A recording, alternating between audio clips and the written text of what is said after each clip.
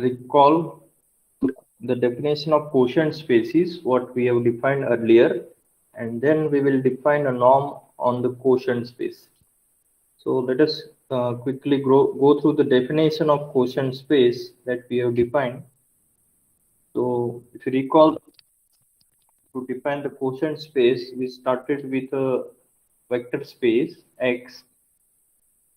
We started with the vector space X, and Y is a subspace of X.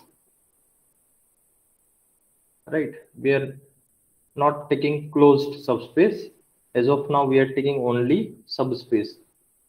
So if Y is a subspace of vector space X, then we can define a relation using this subspace on X. So if you take two elements of X, the relation is X1 is related to X2 if and only if X1 minus X2 belongs to Y. So this is a equivalence relation, right? So first we denote it by R, but it is equivalence relation. So we can use this notation. And then we know that equivalence class of X1 is basically Y is in X such that, or let us take some element X2 such that X2 minus X1 belongs to Y. Right, basically X1, X2 are related. So this set is basically the set. So X2 belongs to X such that X2 minus X1 is some Y. Right. So now if we convert X2 in terms of X1, basically this is X1 plus Y such that Y belongs to Y. Right. So what is the equivalence class of X1? The equivalence class of X1 contains all the elements of the form X1 plus Y, where Y belongs to Y. And Y is a subspace. So that means we can also write this as X1 minus Y, Y belongs to Y. Right. Because if we take the set of all elements of Y, or the set of all elements minus Y, that is the same set.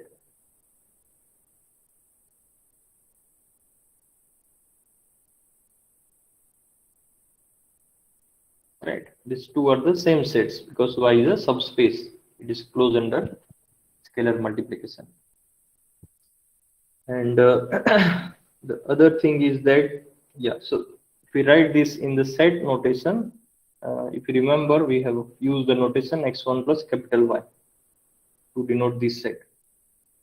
Right, so in that way, the second set is basically is also X1 plus Y, because these two sets are same, so we can use the same notation. And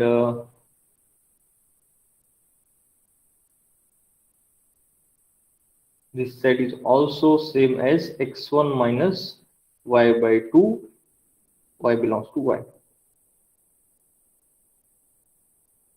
Right, so these three sets are same, so that we are going to use today. That since Y is a subspace, it's all such a sets. If we multiply it by -1, or if we divide by some number and take all Y belongs to Y, these three sets are same. Right, and yeah, so this is a this equivalence relation gives this equivalence classes, and the set of these equivalence classes, right, because equivalence class is of this form, so they form a vector space. So what is the vector addition and scalar multiplication? That also we define. So this is basically lecture number 2, 2.1, what we were where we have defined all these things. Yeah, so the notation of the quotient space is X quotient Y. That is basically the set of all equivalence classes.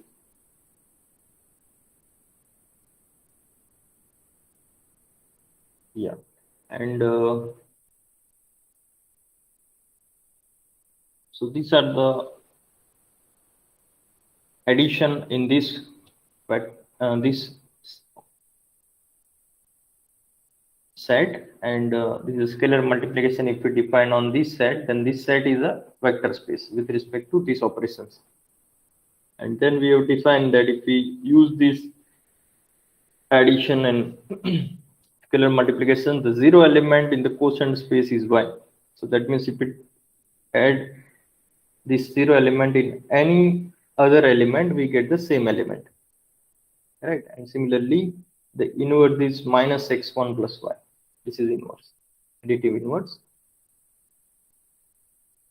So yeah, so all these things we are just revising from the previous lecture 2.1, and now I will start what we want to discuss today. So in the last lecture we defined this thing. Yeah, so if we take distance of x with any subspace is 0 if and only if it is in the closure. So this property we are going to use today. Let us start with that. So the goal of this lecture is we want to define a norm on the quotient space. So let us start with that.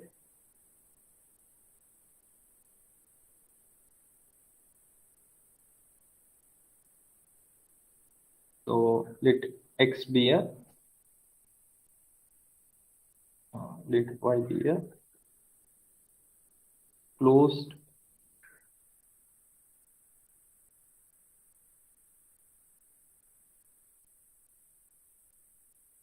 subspace of a vector space x. Yeah, we need a in fact norm linear space.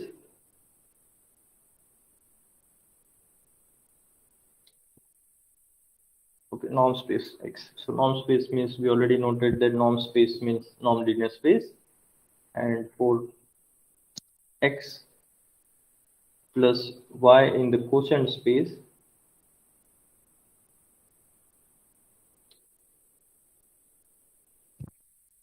x quotient y. So what is the quotient? What is the norm on the quotient space? So that norm is known as the quotient norm, right? So throughout we'll use we use the terminology quotient norm. So quotient norm is a norm. So we'll denote by 3 lines instead of 2 lines what we are using in the norm notation. So this quotient norm is defined by infimum of all the elements norm of x plus y, where y is element of capital Y, right? So we will show that this is a norm on x plus y. So this is just a notation. You can also write the same thing by 2 norm also, but in that case we need to write here x quotient y every time. So instead of that, we are using 3 lines for the short notation. And yeah, so what is our goal? Our goal is to show that this function, which is a function from x quotient y to real number, is a norm on x quotient y. So this norm is known as the quotient norm.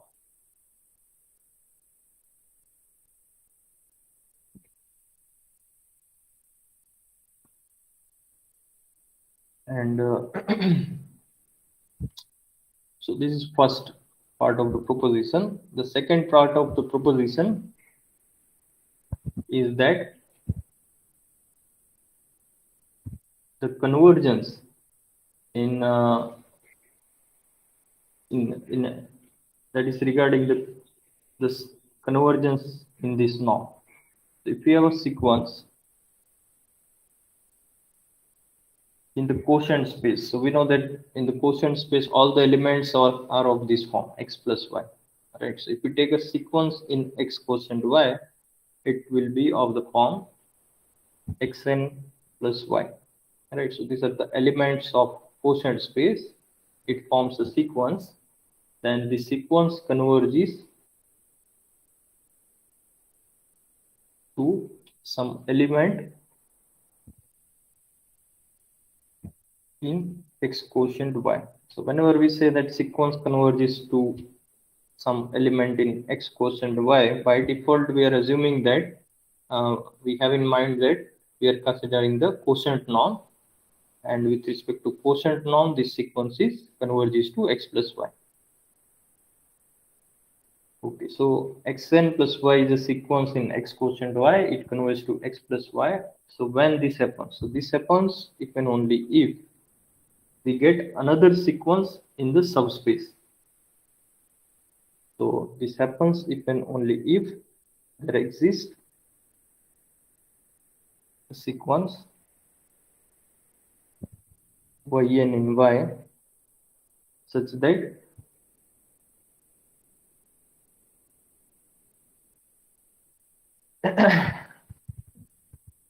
the new sequence xn plus yn. So now xn is element of x, right? Because we are considering the sequence xn plus y. So xn is element of capital X and yn is element of y.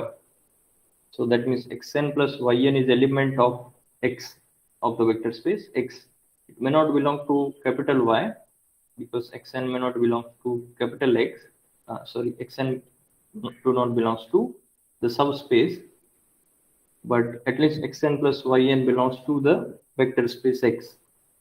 So this is a sequence in X which converges to X in the norm of X. Right, so we will prove this result and we'll actually find the sequence yn using the quotient norm.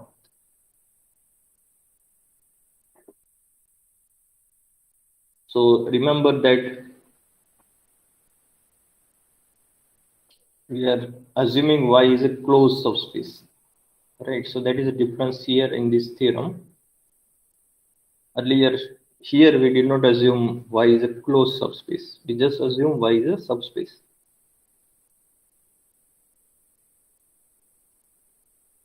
Right, we assume only y is a subspace of X, but now we need y is a closed subspace because we need essentially this property. So we are going to use this closure property. So let us start with this. So do you remember what is exactly this set? Have you come across it? Infimum of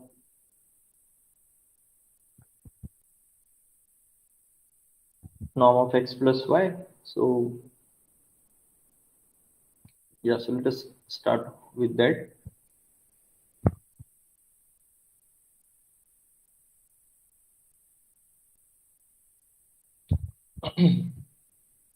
Yeah, and yeah, so one more property we can prove here. There is a small result.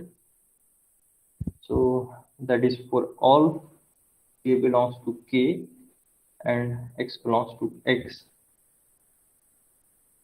and y is element of the subspace, we can prove that norm of kx plus y is greater than equals to modulus k times distance of x with capital Y. So distance we already defined, right? So if you recall, what is the definition of distance? The definition of distance is infimum of norm of x minus y, right? So this is basically the distance of x with y, right? So we are taking infimum of distance of x with y, and now you compare this definition with the quotient norm. So what is the difference? Difference is that here we are taking x plus y, norm of the x plus y, and here we are taking norm of x minus y. But we know that if we take a subspace, then as I mentioned earlier,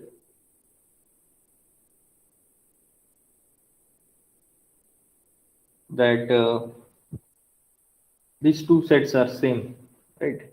If you take x1 plus y for all y and x1 minus y for all y, then essentially you will get the same set because y is a subspace.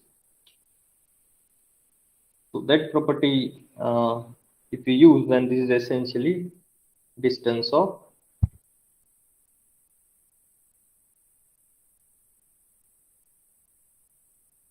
x with capital Y.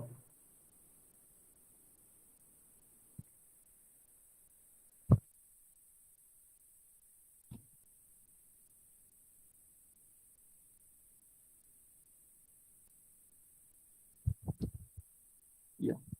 So this is what the first observation, that the quotient norm is exactly the distance of x with y. So let us prove this. So first we'll prove that the quotient norm is actually a norm. So note that since y such that y belongs to y is equals to minus y belongs to y, we have the quotient norm of x plus capital Y is same as distance of x with capital Y. Right, so these two quantity are same, and we want to show that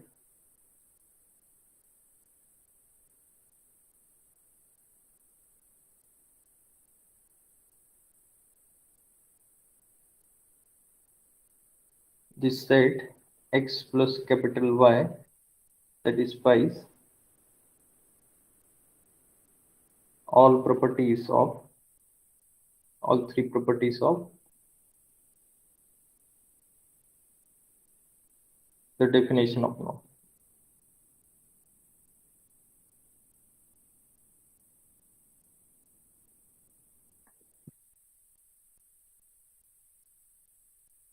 So the first property, let us start with the transitivity. Right. So to prove the transitivity is very easy. So let us start. So what we need to prove? We need to prove that if we have x1 plus x2, then x1 plus x2 plus y, norm of that is less than equals to norm of x1 plus y plus norm of x2 plus y. So to prove that, we need to start with two elements. So let us x1 and x2 are two elements of x. So what we have is, claim is, we want to prove x1 plus x2 plus y is less than equals to x1 plus y plus x2 plus y. Alright, so this is what we want to prove. To prove this, we will use the definition of the norm. Definition of the norm is given in terms of infimum. Right, this is the definition. So basically, we are going to use the properties of infimum. So if you recall, to use the property of infimum, we sometimes use epsilon. So we add some number in the infimum, then that will be no longer infimum. That means it will not be the greatest lower bound. So there will be some element exist in the set which will be less than or equals to that particular number. Right. So let us use that property of infimum. So we'll start with let epsilon be 0 be given. So since if we add in x plus y plus epsilon, so since there are two terms here, we will choose epsilon by 2. So if we add epsilon by 2, which is a positive number in the infimum, it will not be infimum. That means there will be some element in the set. So there will be y1 such that x1 plus y1, which is norm, less than equals to this number. Let me show you the definition.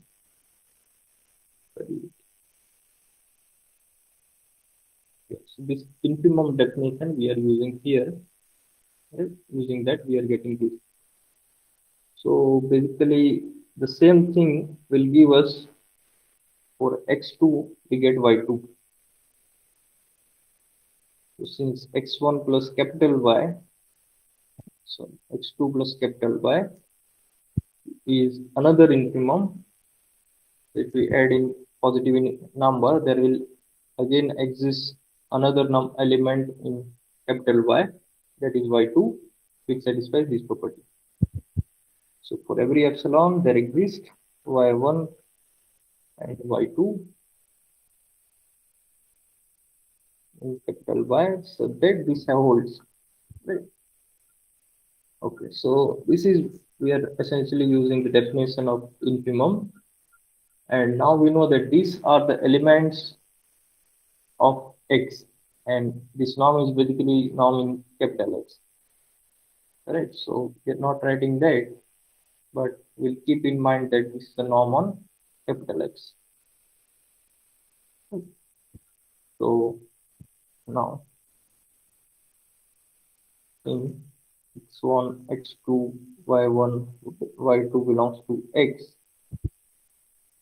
we have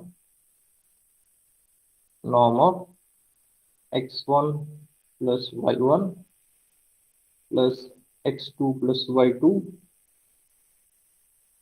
So in X is a non-linear space, capital X is a non-linear space. So that means it has the triangular inequality.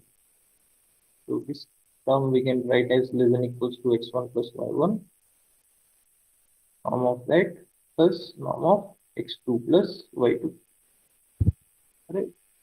In capital X we have triangular inequality, and then we can use these two equations. Right? So first term is less than equals to norm quotient norm of x plus y, x1 plus capital Y plus epsilon by 2. Right? Similarly, the second term is less than equals to this term. So that is plus x2 plus capital Y plus epsilon by 2.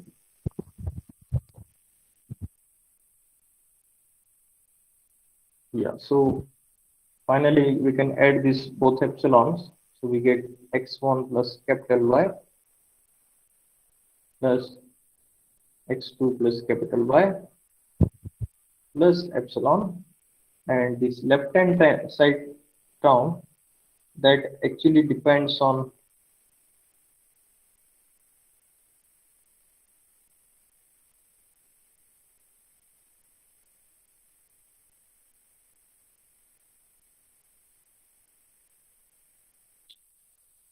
that this element belongs to capital Y, right? The second one. So that means now if we take the infimum over all y of this term, so then this term is bigger than that infimum. Right? So here, yeah, we have less than or equals to.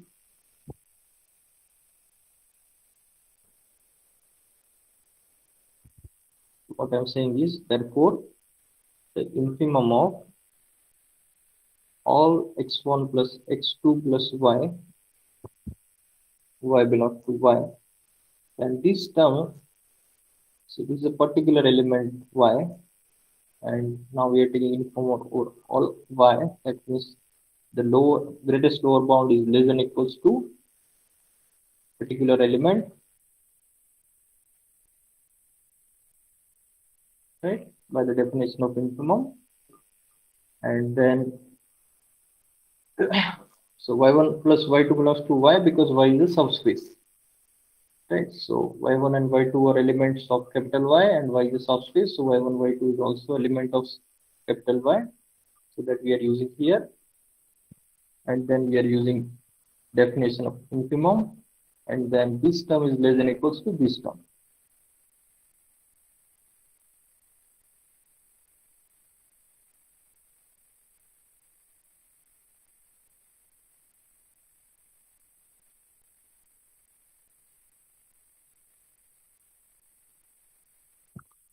And this is true for all epsilon now. Right. So what is this term? The first term is essentially that is x1 plus x2 plus quotient term of this element. Right. So this says that this element is less than equals to this element for every epsilon. So therefore that is less than equals to the second element.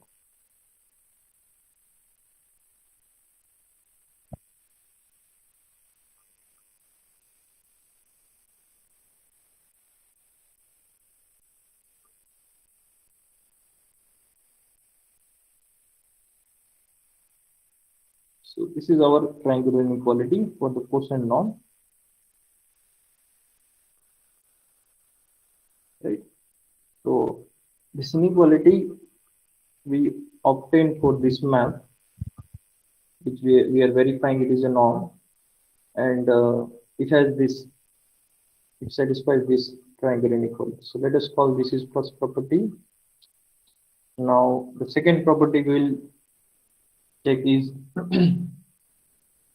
we want to show that norm of k times x is equals to modulus k times norm x. Right. So for that we'll divide this case into two parts. So now if k is 0, then k times x plus y is equals to 0 times x plus y. Right. That is basically 0 plus y, and that is y, the 0 element. Right. So this is a 0 element, and what is the norm of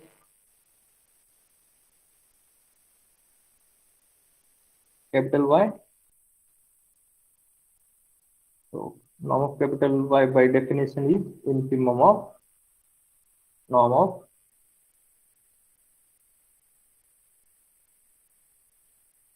0. Yeah. So how do we denote it?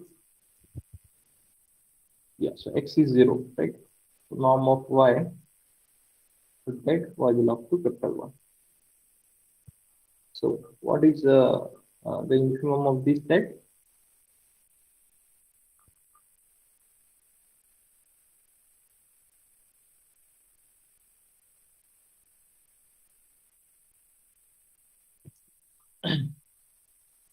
Y is a subspace. So if you take norm of its all elements and we take its infimum, so what will be the infimum?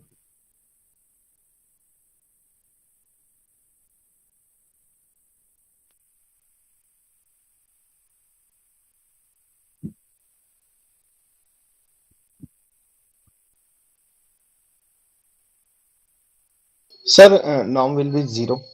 0. Yeah. Why? Sir, because of the 0 vector present in subspace. Right. So it contains 0 vector, right? So every subspace contains the 0 vector, and we know that norm of 0 vector is 0. So one of the value of this set is 0, and all other values are non-negative. So therefore infimum is 0.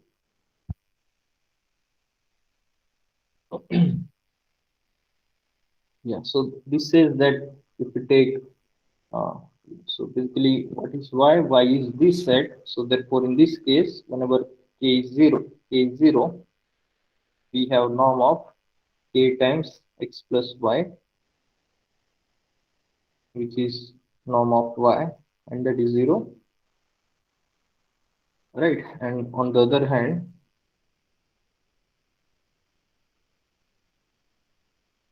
if k is 0, then modulus k is 0, so modulus k times norm of x plus y is also 0, right? So if k is 0, then what we verified is if k is 0, then it satisfies norm of k plus quotient norm of k plus y is same as modulus k times quotient norm of x plus y. This is true for all x in x.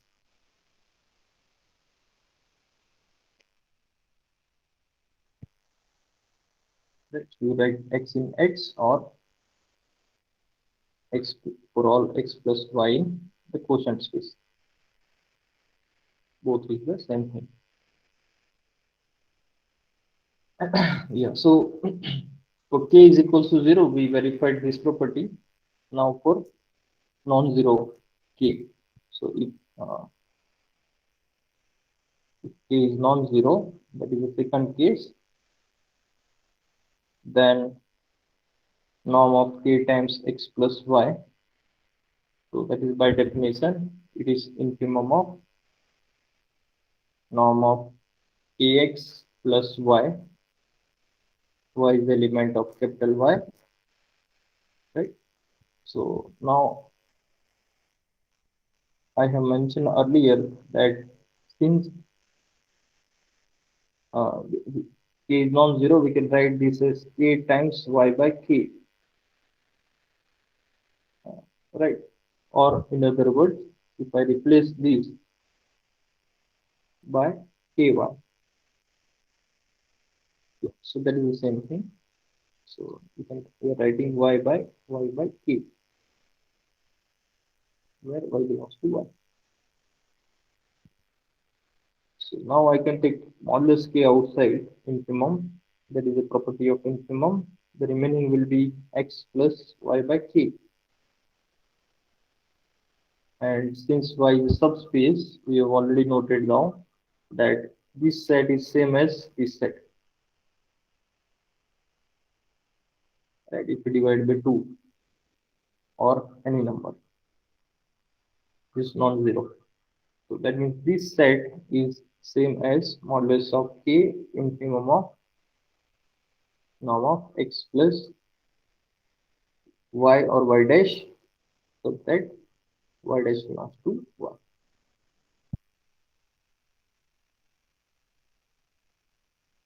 Right. So what we proved is if k is non-zero, we can take modulus k outside the norm. This is same as this norm of the quotient norm basically. So in both the cases, we verified this property that k times quotient norm of x plus y is modulus k times quotient norm of x plus y. So this is basically the second property. Did I mention it first property? No. Okay. So now the third property, which is the zero element of the norm, right? So norm is zero if and only if the vector is zero vector. So that property we need to verify for this quotient norm. So for the last property,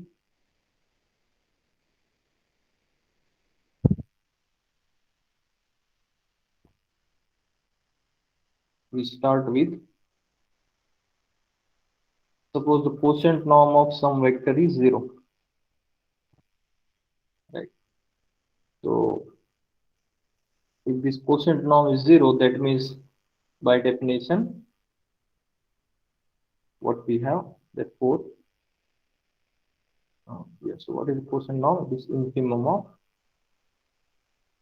x plus y, y belongs to y, this is zero.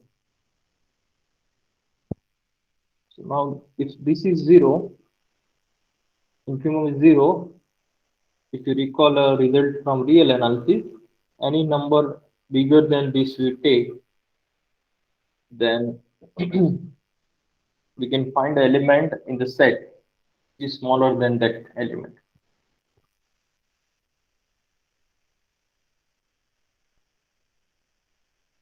Right. So for example, if we take any natural number, so for each natural number n, we know that 1 upon n is bigger than 0. Right. So for every natural number n, we get an element this side in the subspace y, such that norm of x plus yn is less than or equals to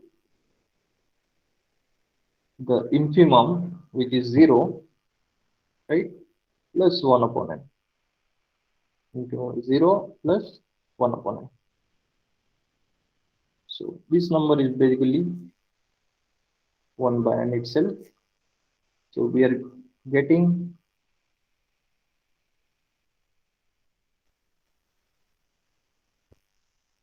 sequence yn in this side, which yeah. So what does this give? This gives we have a sequence yn plus x, which converges to 0 as n tends to infinity.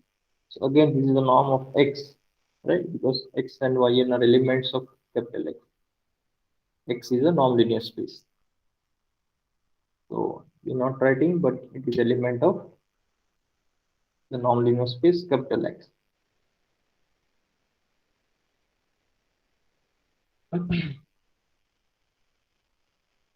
Yeah, so now what we have is if yn plus x converges to 0, then yn converges to minus x as n approaches to infinity.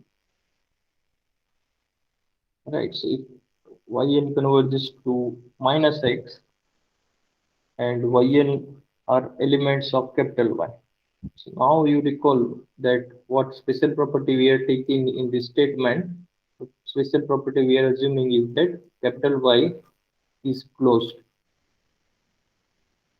Right, so Y is closed. So far we did not use Y is closed, but that property is assumed, that hypothesis is taken because we are going to use it here. So since capital Y is closed and yn converges to minus x is element of capital Y. Right. Why? Because yn converges to minus x. Yn is element of Y for every n. So capital Y is closed and minus x belongs to capital Y. That means what we have is, if we have a element of uh, minus x belongs to y, we also know that x belongs to y because y is a subspace. It is closed under scalar multiplication. And if this holds, then we know that by the definition of quotient space, x plus y is y.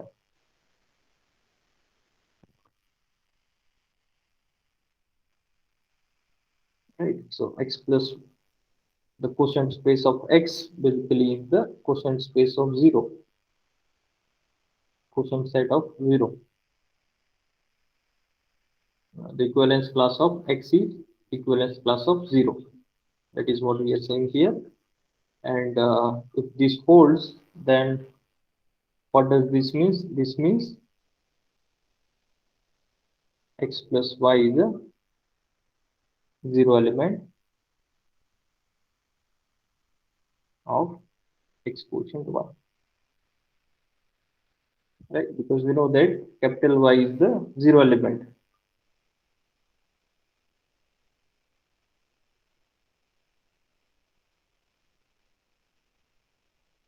What is the additive 0 element? That is capital Y. Right? So we showed that our element whose norm is 0, right, that is what we assume, the element whose norm is 0, that element is 0 element. That element is 0 element. And converge is also true, that we already verified that if you take the 0 element, that is capital Y, then norm of capital Y is 0. Right? Norm of capital Y is 0. So therefore norm is 0 if and only if the element is 0 element.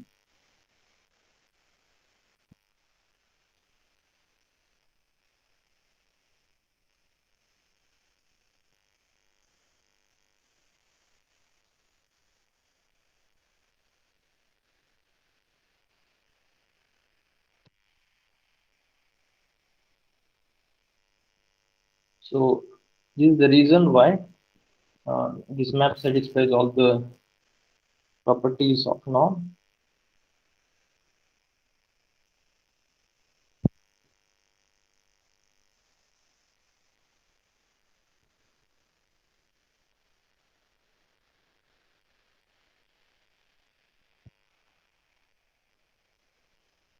So it is known as the quotient norm. Now the second result which we prove, that is in terms of the sequences. The first result we prove that this is a norm. Second result is that whenever we have a sequence xn plus y and it approaches to x plus y in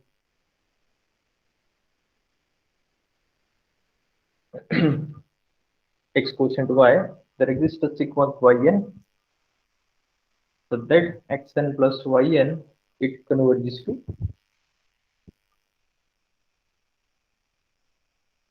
0, it converges in x. So the proof here is also almost similar to this part where we found this sequence, right, using 1 upon n number. So the proof is same, almost similar. So let us try to prove this part. So we are starting the sequence. So what is the motive of this result? The motive of this result is that the convergence of sequence in the quotient norm we are can prove using the convergence of sequence in the norm linear space X. So we'll use this frequently later on. So let us first prove this result. So if we have any sequence in the quotient space,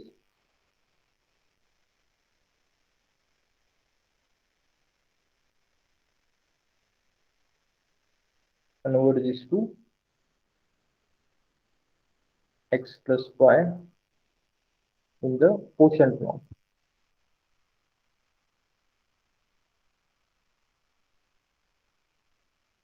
If you have such sequence in the quotient norm, then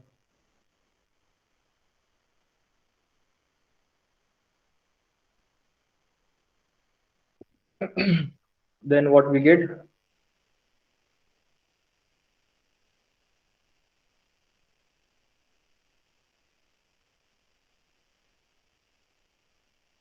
So yeah, so then basically what we get is xn plus y minus x plus y, right? So this converges means what? Then for every epsilon greater than 0, there exists n not belongs to n, such that this minus this is less than epsilon for all n greater than equals to n naught. Right? This is what is the definition which we use. So again here instead of uh, yeah, so again here what we can do is we know this property, right? So if we have this property, then what can we say? We can say this is basically infimum of norm of xn minus x plus y, right? Where y belongs to capital Y, this is less than epsilon.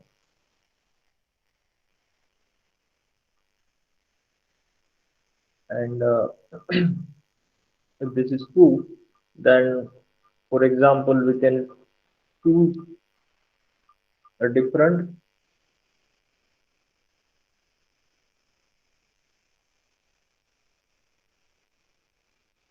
for every epsilon. What we want to do, we want to construct a sequence yn for every n, which is so epsilon is bigger. Yeah, epsilon is bigger and this is smaller number, so that we can use here. So since epsilon is bigger than this number, there exists yn belongs to y for every n bigger than n naught, such that norm of xn minus x plus yn is less than epsilon, right? For all n greater than equals to n naught. If you have any number epsilon which is bigger than infimum, then we can construct yn for each n greater than equals to n naught, which satisfy this property. And then we know that if this holds, this property holds, so there is yn belongs to y basically for every n greater than equals to n naught. So therefore we get a sequence yn, and that sequence has the property that xn plus yn converges to x. That is meaning of this thing. Xn plus yn converges to x as n tends to infinity. So here, if you see that we are actually uh, finding yn for n greater than equals to n naught, right? But before n naught, we don't know what are the yn, but actually it doesn't matter because yn is a sequence. So in the convergence, we need only the sequence yn, which converges xn plus yn converges to x. So the before terms of yn doesn't matter. So the earlier terms y1, y2 up to yn naught minus 1, we can choose any elements of capital Y. It doesn't matter because we are interested in the convergence, only the last terms are involved. That we know the property of convergence of sequence,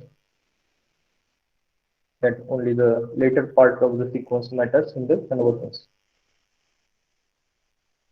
So one part we proved that if xn plus y converges to x plus y, then we can find a sequence yn so that xn plus yn sequence converges to x as n tends to infinity. Again, this is a convergence in capital X, norm of the capital X, because these elements are in capital X. Okay, so conversely, suppose we have a sequence yn, so that xn plus yn converges to x.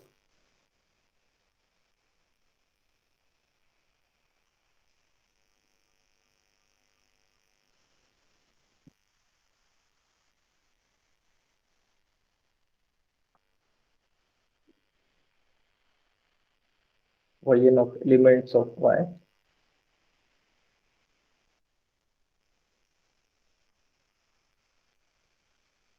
so that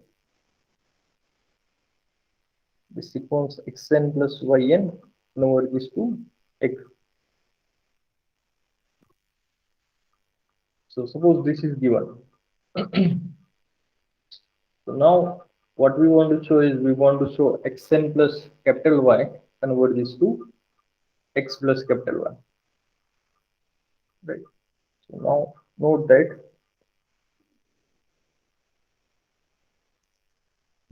what we want to show is xn plus capital Y converges to x plus y. For that, you know that this quotient space is a vector space, so it preserves the addition and scalar multiplication. Therefore, we can write this as xn minus x plus capital Y, right? So we are using this definition of scalar addition and scalar multiplication.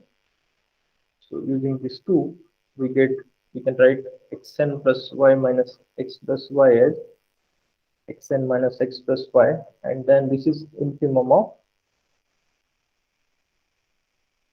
xn minus x plus y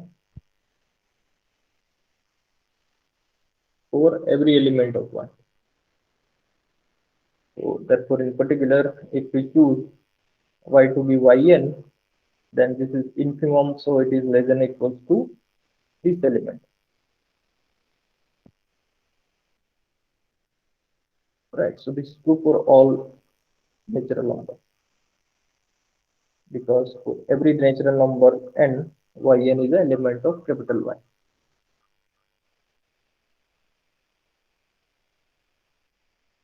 So what we proved is that the first sequence, first term is dominated by this term, right? And the second term converges to 0 because xn plus yn approaches to x, right? So now, since xn plus yn approaches to x, we have xn plus yn minus x approaches to 0 as n tends to infinity. Hence, we have xn plus capital Y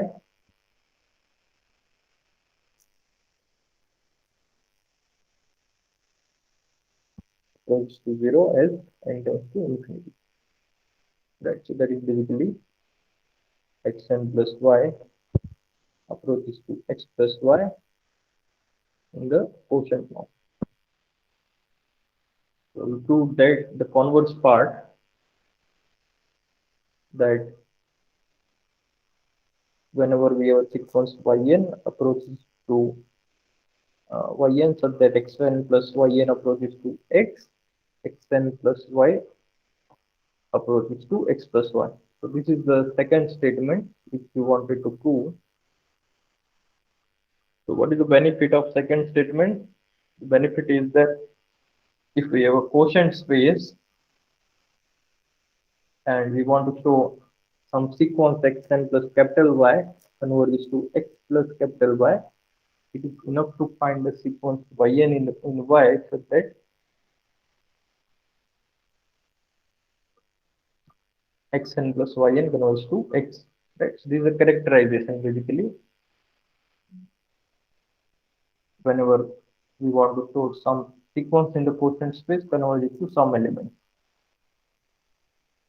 Right. So this characterization will use sometimes in future to regarding some results of the quotient norm, right? Convergence in the quotient norm.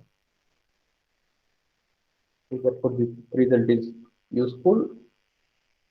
Now we have the final result, that is a small result, that if a is any scalar, real or complex number, then norm of kx plus y is greater than equal to modulus k times quotient norm of x plus y.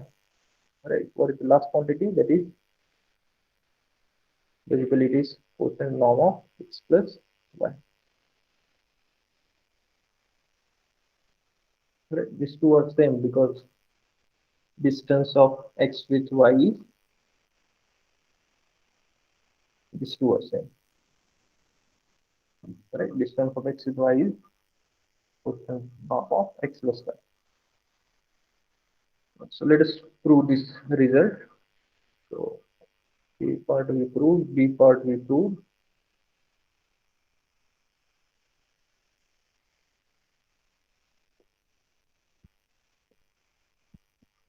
and now the C part.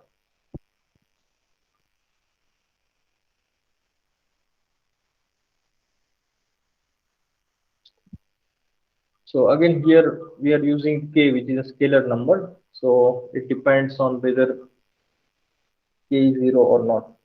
So if k is 0, uh, it is easy to prove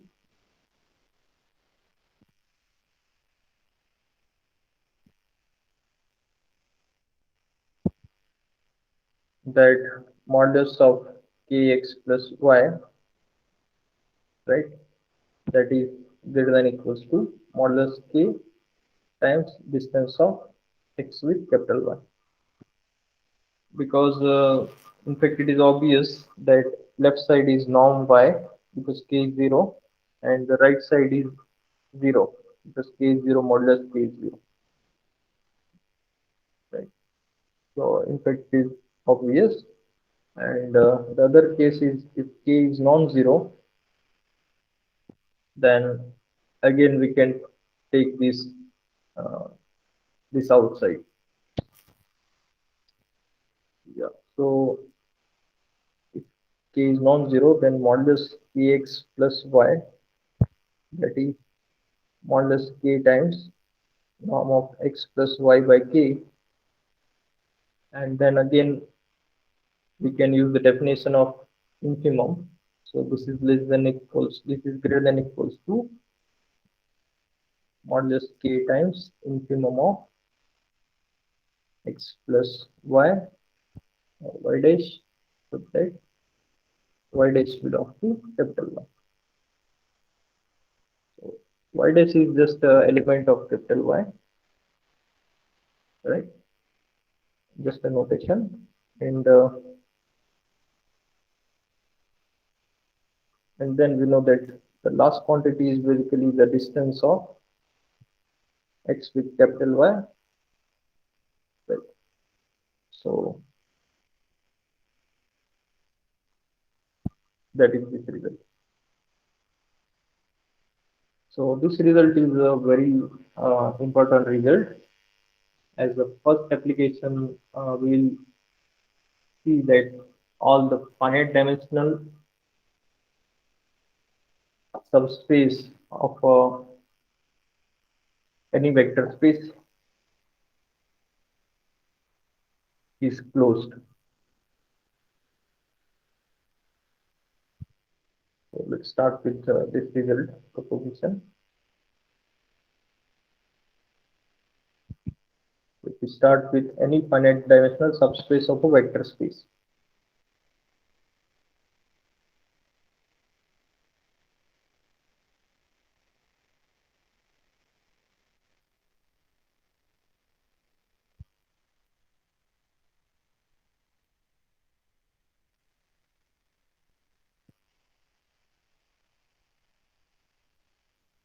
then this finite dimensional subspace is always a closed.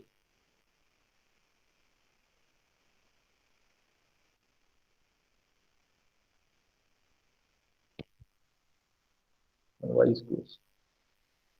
So proof is very simple, and whenever we have any result based on dimension, what is dimension? Dimension is a natural number, right? So whenever we have any result we want to prove over a natural number, we know that we can prove it using a mathematical induction. That is a very basic fundamental technique in mathematics. Particularly, it is many times used in multivariable mathematics. That if you want to prove any result in n variables, we can prove it for two variables, and then we can extend it using mathematical induction. Yeah. So yeah. So most of the things happens to be true in that case, not all. Uh,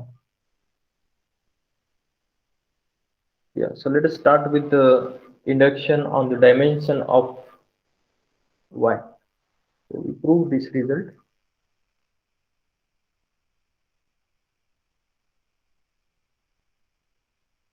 using mathematical induction on the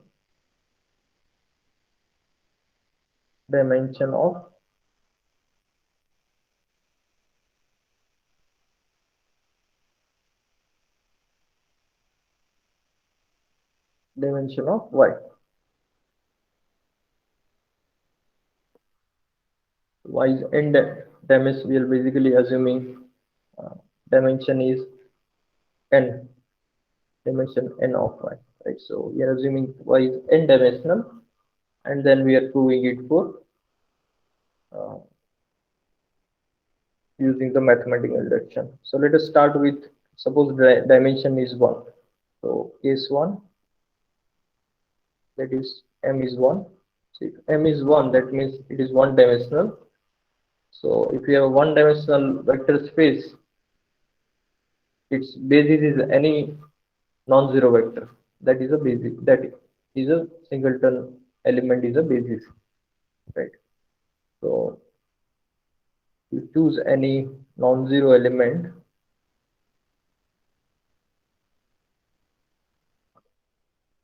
in y, then y we can write as a span of the singleton y, right? And this single element is Li. So therefore y, uh, this is the basis.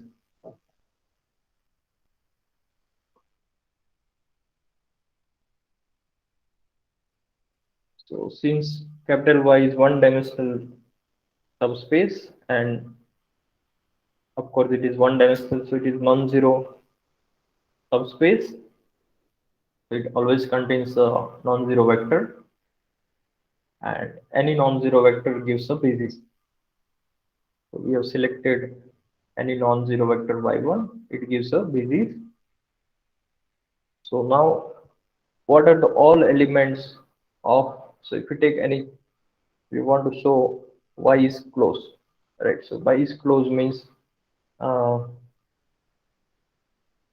we need to, yeah. So here for the, we are discussing the closeness. So for discuss closeness, we need to assume that X is a non-linear space. X is a norm vector space, because without norm we cannot discuss the Cauchy sequence. Right. So let's start with a sequence. Yeah. So without norm we cannot discuss the convergence, and convergence is required to derive the closeness in matrix spaces. Right. So basically it is related to topology.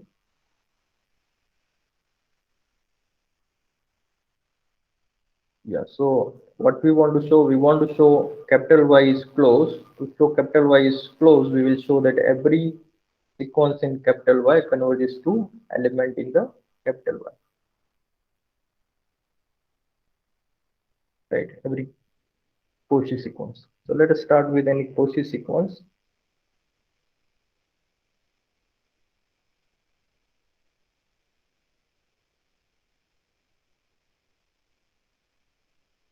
In capital Y, so that, so what are the each xn? Each xn is of the form kn y1, because y1 is a basis, right? So for every n, xn can be written as k1 kn times y1, and since xn is a Cauchy sequence, so what we get,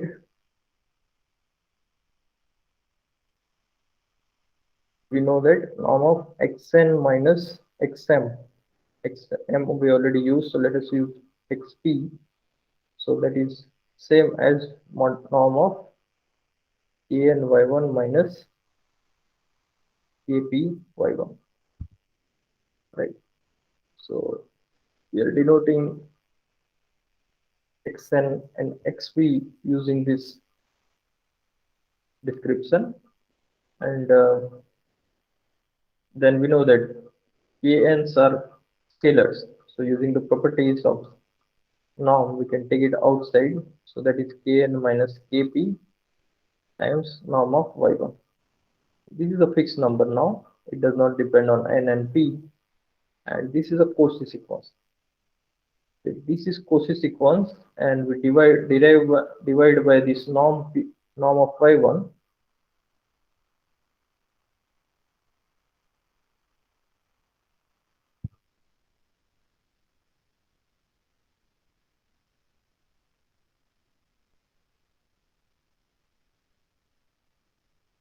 Then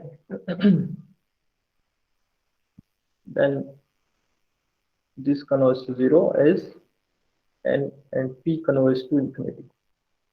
Why? Because this is a Cauchy sequence. So that this sequence is Cauchy, that gives this sequence is Cauchy,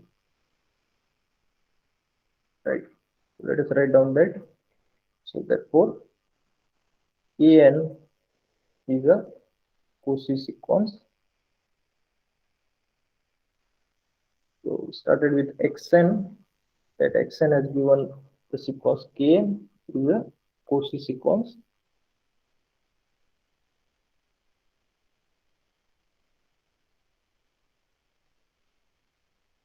of the scalars. So each kn either belongs to a real number or each kn belongs to complex number, and it is a Cauchy sequence of either real numbers or complex numbers. That means we know that real number or complex number is a complete matrix space, right? So Kn is a Cauchy sequence in K, and K is complete.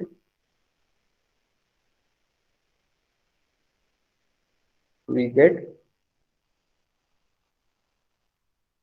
Kn converges to some number K in K, right? You know that if we have a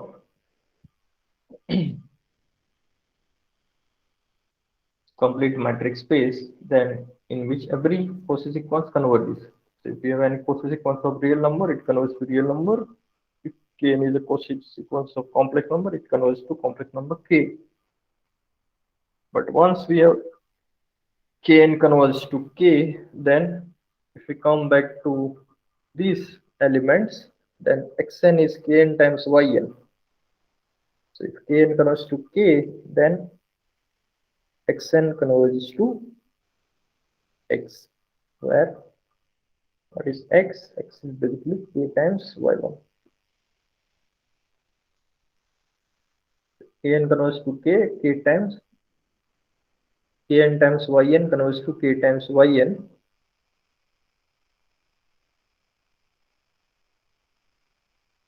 right? And this is basically Xn.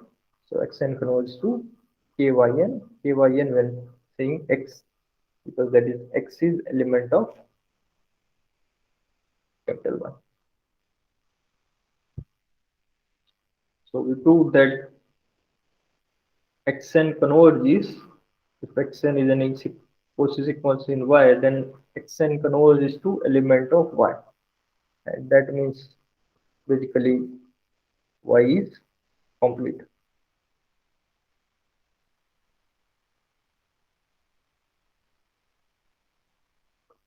So this is same as Y is closed,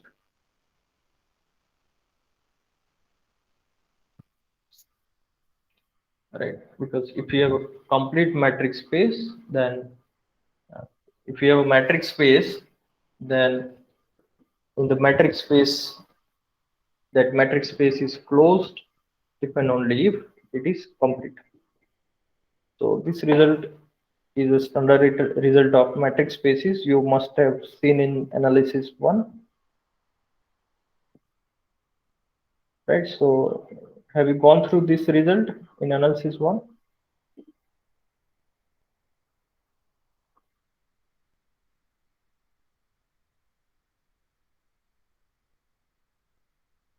You studied metric spaces, right? Yes, sir. Yeah. So who was teaching you that course? Sunil sir. Okay. So did this result was discussed at the time?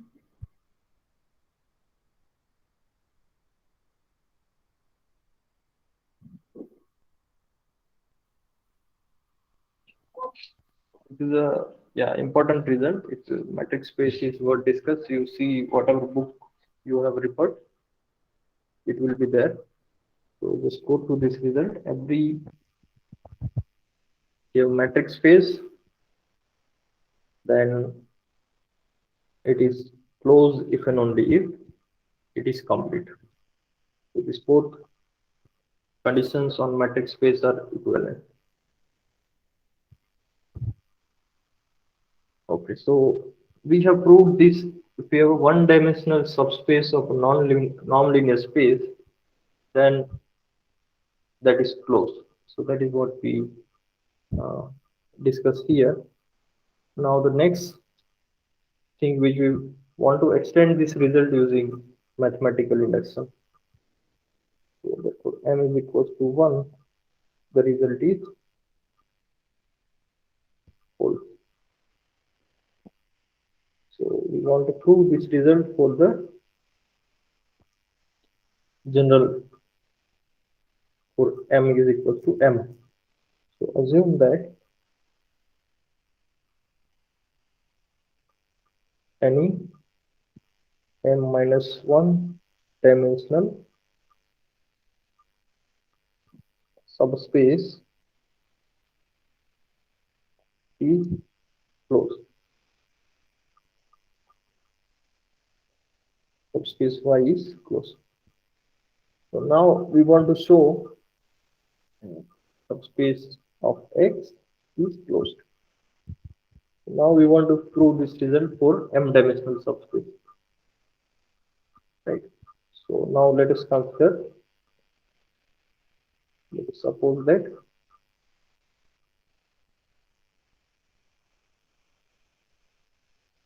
dimension of y is m, right? So suppose we have a subspace y of x which is m dimensional.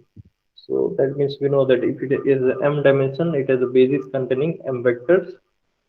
So let D to be y1, y2, yn be a basis of y. So basis means this is a vector space basis, right? And then we know that if we have, so what we want to show, again we want to show that y is complete. To show y is complete, we will start with any co-sequence in y.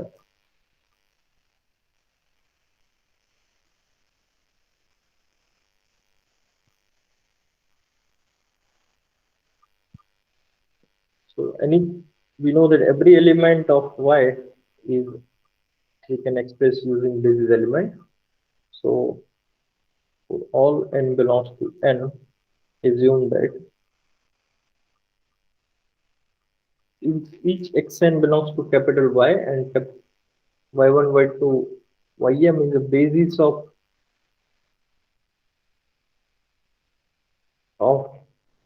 capital Y, right?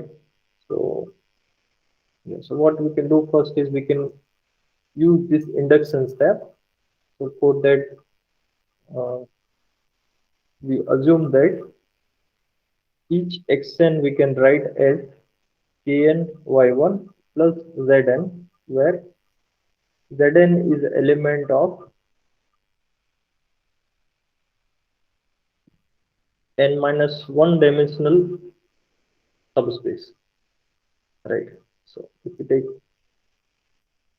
m minus 1 dimensional subspace, then it is of the form y2, y3, ym, right? So first element we are leaving, you know that xn is a in n-dimensional subspace. It has a linear combination kn y1 plus kn minus 1 y2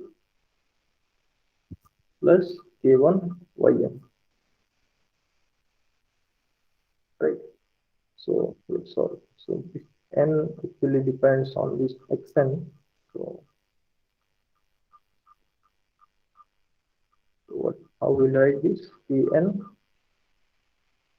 then kn dash kn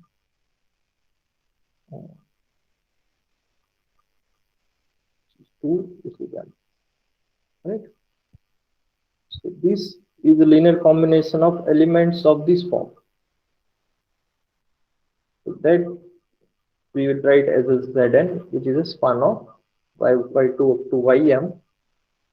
So every, yeah, so this we can write to one bracket. So every xn, which is element of capital Y, we have written as a linear combination where first element is in the linear combination of y1, the second element is a linear combination of y2 up to ym. So once this is done, we can subtract these elements. So if we subtract xn minus xp, then that is xn is kn y1 plus zn. Similarly, xp is kp y1 minus zp. Right? This we are writing for every n. So for p also basically.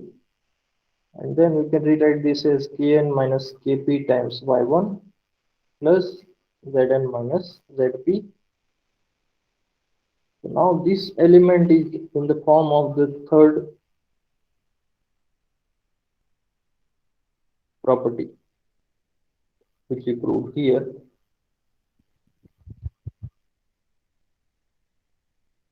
Right, so third part says that whenever we have an element of this form kx plus y, so that is exactly k times some element plus another element, then its norm xn minus xp, which is norm of kn minus kp y1 plus another element,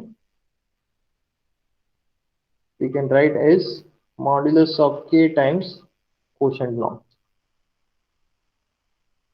So this is greater than equals to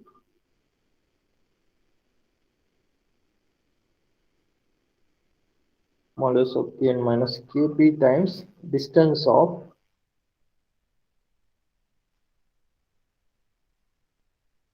y1 with the space in which the second vector belongs. Right? So here Zn belongs to the span of this set. Right? If you call this set, let us say capital Z, right? Capital Z is the span of y2, y3, ym. Then this is essentially distance of y1 with Z.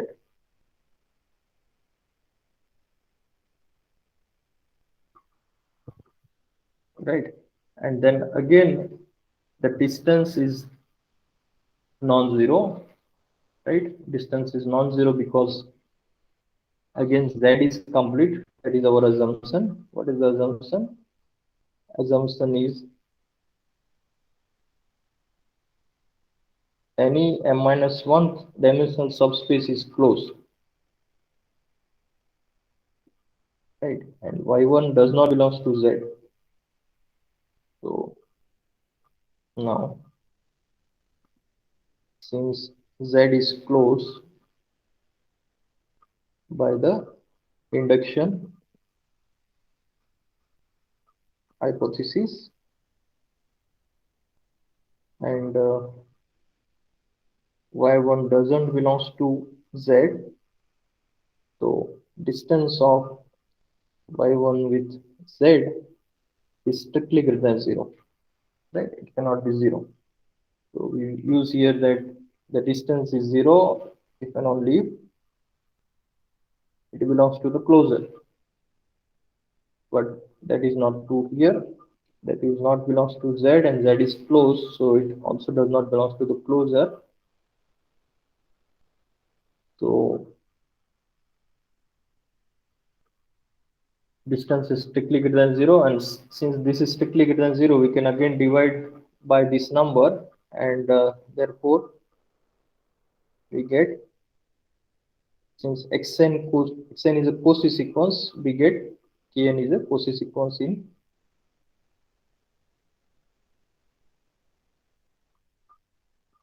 k, and therefore, so again here also we are dividing by this distance, right? So earlier also we divided by the positive number, that was norm y1.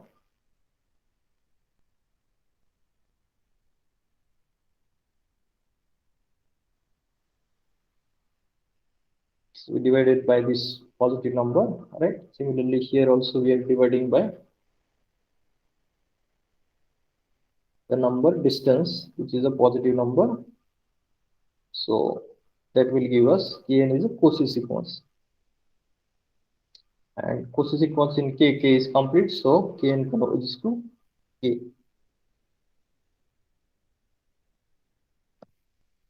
So again we got kn converges to k, therefore kn y1 converges to ky y1, right? And on n-dimensional subspace we already know that uh, z is complete, right?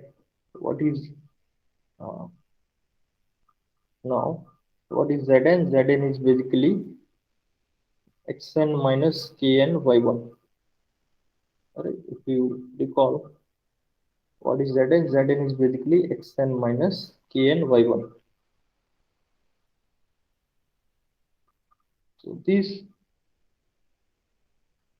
element, if we consider, then this is the element of z, and zn is a Cauchy sequence.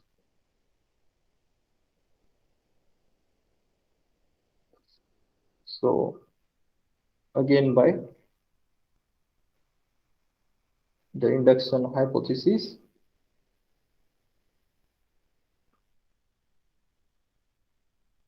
z is complete. So zn approaches to some z in z, right? So if zn approaches to z in kn y1 approaches to ky, so therefore zn plus kn y1 approaches to z plus ky y1, and that is same as xn approaches to x, where what is x? X is basically z plus ky y1. So this has proved that every finite dimensional subspace is always complete, or in other words, it is always closed. Okay, so let me stop here. If you have any doubt, you may ask now.